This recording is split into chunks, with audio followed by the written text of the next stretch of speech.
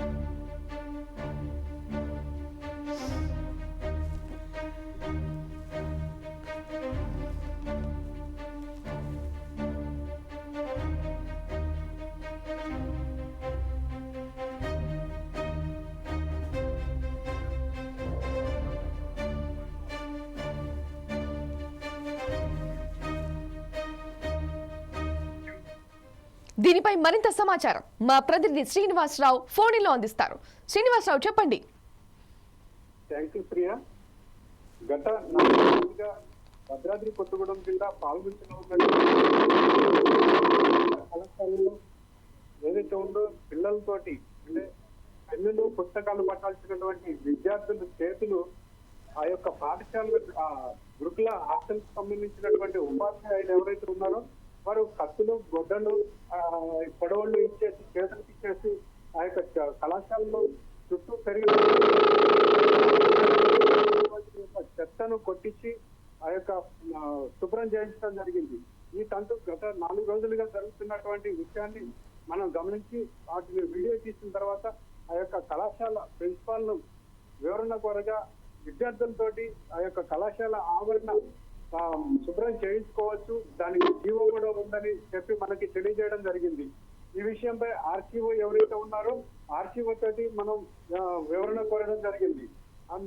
RTO madam వివరణ ఇస్తూ ఈ యొక్క జీవోలు అలాంటివి ఏమీ లేవు, విద్యార్థులతోటి ఇలాంటి పనులు చేయించడం చట్టరీత్యా నేరం.